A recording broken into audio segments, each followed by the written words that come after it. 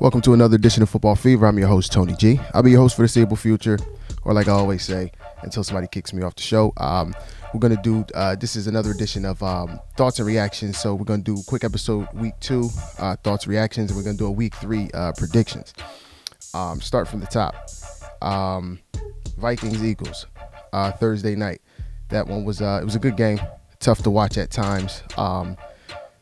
A lot of sluggish play in the first half. There was some turnovers.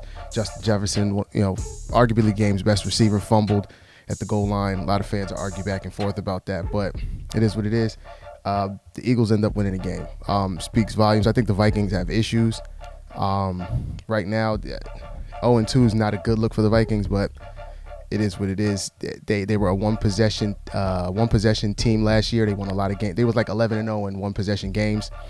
Now we're starting to see that. We're starting to see what's happening with that team. Vikings fans, you should be worried. Ravens, Bengals, interesting game. I think the offense. Anybody who watched this game saw the offense looked a lot different under Todd Monken. Lamar Jackson had a lot of time back there. There was not a lot of designed runs for him. He didn't have to do all the work. It was a good game to watch. He ended up dicing him up a little bit. Joe Burrow, I think he's injured. But right now, the Ravens 2-0. They look unbeatable. Bengals 0-2. It's a rough start. They got to get their quarterback situation straightened out. Well, not straightened out, but he's got paid a lot of money, but we don't even know if he's healthy or not. Good look for the Ravens. They did lose Odell Beckham Jr., and obviously we all know that they're without J.K. Dobbins. Good game to watch, though. Lamar did some work. His receivers, they came to play. It was good. Definitely a different looking offense, different from what we're used to seeing from the Ravens. Lions Seahawks. This one was an overtime thriller. There was a lot of blue ski masks in the audience. That was a thing for the week. That was like the going theme. I forget the Lions player who he made it a thing with the blue ski mask. You guys could put his name in the comment section. But yeah, a lot of blue ski masks, but that wasn't enough to keep the Seattle Seahawks from edging them out. Geno had an efficient day. Jared Goff played well.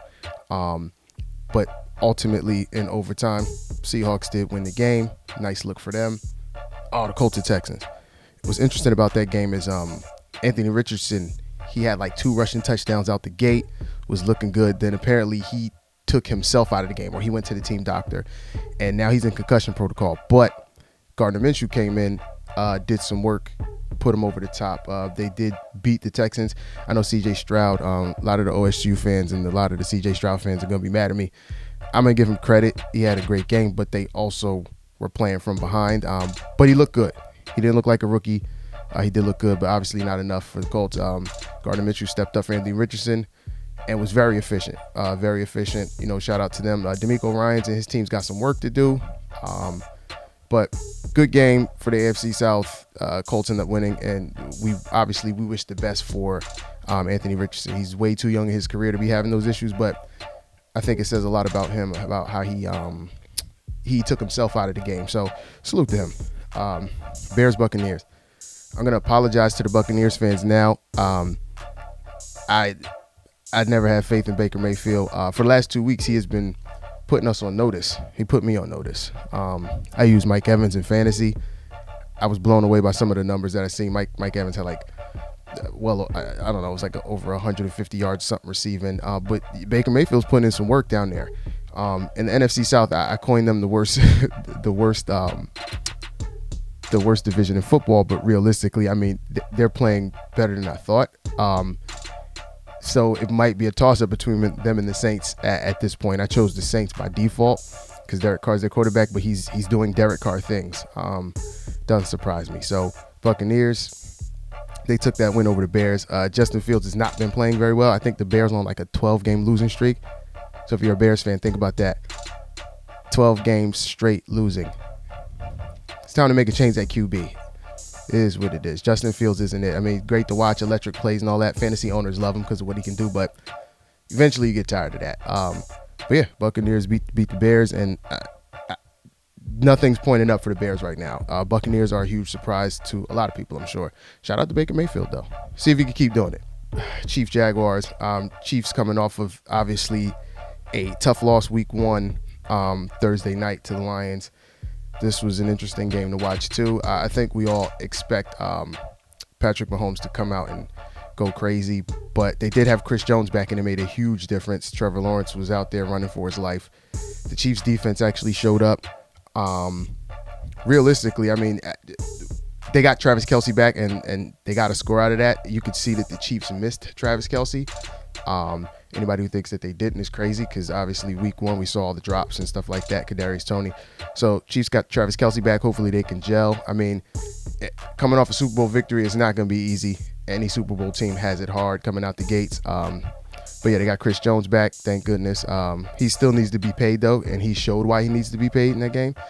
Shout out to the Chiefs. Jaguars fans, I mean, you guys are a second half team. So I guess you could kind of lean on that for hope. Packers Falcons. I was surprised by Jordan Love's play. I think he's like leading the league right now, touchdown wise. He's got no interceptions. Like his touchdown to interception ratio is really good. Wasn't enough for the Falcons though, and I did sleep on Desmond Ridder. I'm still gonna sleep on Desmond Ridder. I think the Atlanta Falcons defense stepped up when they needed to, and I mean Desmond Ridder did enough, to get the job done. But his defense ultimately helped him win that game. Yeah, Falcons fans, look, worst division in football in my opinion, but hey, you guys are showing up. Raiders Bills. This was an all-out whooping. Josh Allen put a whooping all over the Raiders. They should be ashamed of themselves. Jimmy Garoppolo, the world's best game manager, couldn't cut it. Even when they tried to cut it loose, it just wasn't working. He had turnovers. Didn't do so well. The Raiders defense was folding. Josh Allen was all over them, but he's bouncing back from that Monday night game. Obviously 9-11. He didn't have his best game. 3 interceptions, a fumble.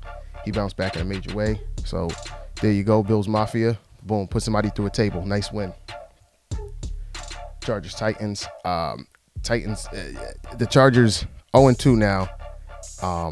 Justin Herbert can do only but so much. The defense is horrendous. Their defense is not playing well. Shout out to Ryan Tannehill redeeming himself after a pretty bad week 1 against the Saints. Yeah, Titans took that one. I actually didn't tune into that game, but I just listened to a radio broadcast. But they took that win, and Chargers are now going to be playing like they've been playing the last couple of years, from behind and just trying to figure it out with the bad defense. Niners Rams, division game, big implications in the division. Obviously, it was good to see Matt Stafford back, but this game was really Brock Purdy, Christian McCaffrey. I mean, Christian McCaffrey's one of the NFL's best weapons, man. Team guy, always gets the job done, and he's just a beast. Brock Purdy just needs to do enough, and he's still winning. Brock Purdy's still winning like crazy, super efficient. We know that their defense is top 3 in the league, San Francisco, but this game they didn't go crazy on defense on paper. I mean, they had like a turnover, I think 1 or 2 sacks. They had like an interception, 1 or 2 sacks, but for the most part, Christian McCaffrey and Brock Purdy put the team on their back, and nice division win, and that's going to count later. So I mean, I expect the Niners to be in contention later in the year. I think that goes without question. But the Rams put up a fight. That division is going to be interesting though, because you got Seattle still fighting. You got LA. They still have a bone to pick. I mean, a couple of years ago they were top of the game, but they got to work some things out. I think Matt Stafford's still knocking some rust off. They played a hell of a game. That Nakua, he's getting a bunch of targets. That's everybody's favorite fantasy player right now. Seems to be doing well in replacing Cooper Kupp, but Rams efficient, not good enough for the 49ers. And it says a lot about the Niners. The Niners, one of the best teams in the league. Giants Cardinals. The Giants made history, I think, twice in a row. The last 2 weeks, I think the Giants made history by losing to the Dallas Cowboys 40-0, and then I think they were down over 20 points in this game. Ended up winning 31-28. Daniel Jones started going crazy. Things just started clicking. Daniel Jones got the wheel. They did lose Saquon Barkley. Apparently, he's week to week. But he's got an ankle issue. He was very, very frustrated on the sidelines. I know everybody saw that. Fantasy owners, we might be singing the same song, but they're gonna have to figure it out. Daniel Jones cannot be your best running back. We talk about this all the time.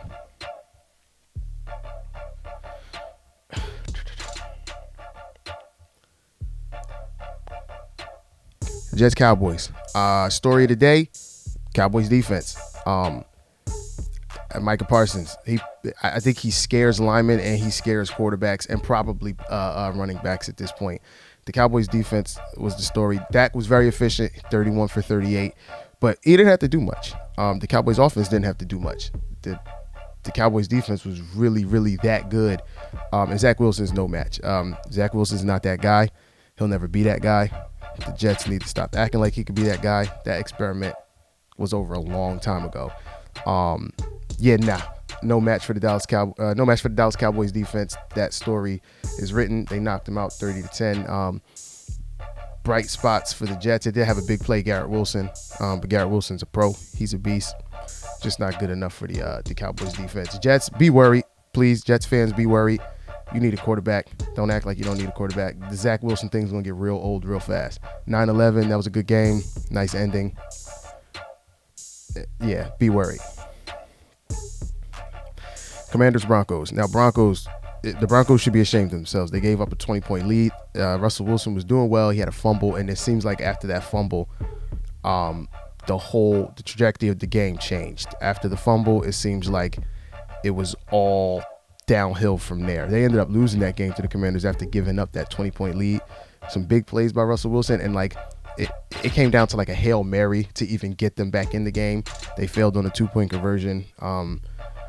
I still don't think that's anything to be happy about. They're 0-2, new coach, sense of urgency. They definitely need a sense of urgency, and they definitely should be ashamed of themselves giving up a 20-point lead like that. I mean, turnovers do happen, and it's never good, but wow. It should never have to come down to a Hail Mary just to keep you in the game. So shout out to the Commanders fans, Jahan Dotson, Brian Robinson. They're doing some things out there. Sam Howell, Chase Young. I saw chasing down. I think he got a sack on Russell Wilson. Chase Young. I'm sure they're glad to have him back. Sunday night, Dolphins Patriots. What a crazy game. Crazy start, crazy finish. The game started so-so.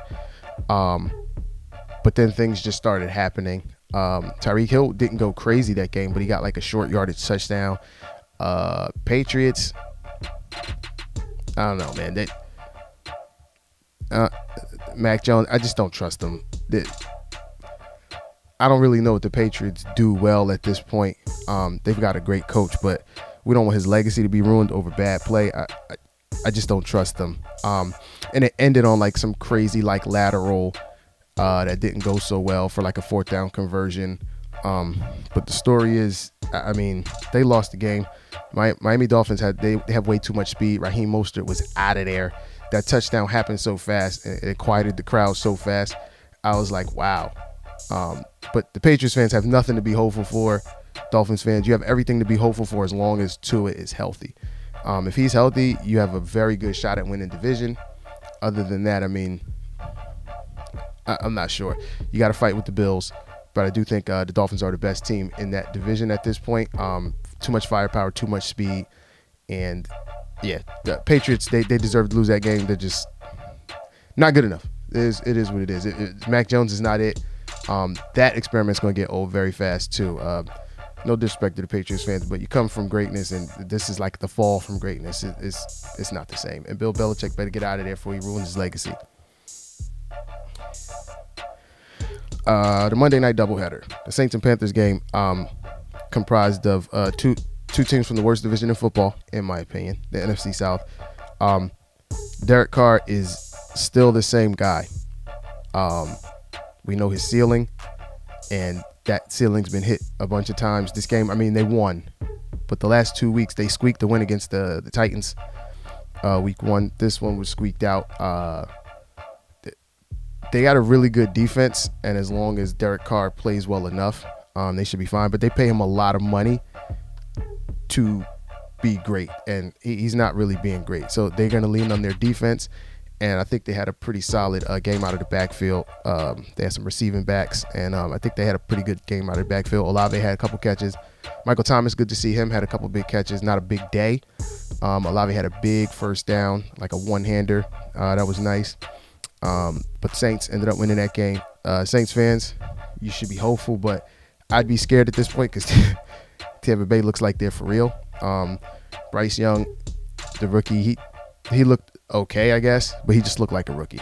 The Saints defense they were all over this game last night, and even in that fourth quarter with those garbage points, it was Adam Thielen touchdown. It was nice, but no. Saints fans, be somewhat hopeful. I wouldn't be too hopeful because now you got to worry about Baker Mayfield, and apparently you might have to be on notice for the Atlanta Falcons now. But just my thoughts. And the second game out of doubleheader, Browns Steelers. Terrible start to the game, but what an amazing finish. The Steelers defense, well, let me say TJ Watt. I think, TJ Watt hit the record for the most sacks in that game for the franchise. For the Steelers, that was nice to see. He's just a force. Nobody really can stop TJ Watt. You could hope to slow him down, but he's just really that good. They're a different team when he's playing. No one can stop him. He was out there tearing it up. He was too much. But even out of the gate, the first play was like a pick six. Deshaun Watson, the defense pushed him into a pick six. I want to say it was the first play. It was the first play, second play. Deshaun Watson threw a pick six. That was nice to see from the Steelers. Big play on offense, Pickett to Pickens. That was nice. Kenny Pickett didn't play, extremely well. But if he can do just enough and lean on his defense, I think they'll be fine. But I think the hat's off to the Steelers defense. I honestly would just give them all of the credit at this point because without that defense last night, I don't think that they would have won the game. There's some big question marks around Deshaun Watson. I mean, he's had enough time to knock the rust off, get into football shape, do great football things. I don't think he's ever going to return to what we saw him do with the Texans years ago. I don't think that's going to happen. And I think that the Cleveland Browns are still going to do well, especially in that division. But after watching them play against the Steelers, man, they lost Nick Chubb to a nasty injury. I'm sure everybody saw it. It was rough to watch. But they signed Kareem Hunt. It's going to be tough sledding for the Cleveland Browns if they can't pick it up. It was definitely a lull in the offense. But shout out to the Steelers. The defense was way too much, and at this point, it looks like they're one of the best defenses in the league, large in part to T.J. Watt. Just too nasty. But yeah, ultimately they won the game. It was good to see. Steeler Nation, I know you're happy. Mike Tomlin and his crew always well coached, super classy. Division games, and especially in that division, the AFC North, they're always pretty nasty. But good to see a Steelers win. So yeah, those are my thoughts for week 2. Looking forward to week 3. Anything I say here, I like it's just football. It's just sports. We can argue about it. Anybody who disagrees, bring your disagreements to the comment section. We could definitely talk about it. Until next week, this is another edition of Thoughts and Reactions. I'm your host, Tony G.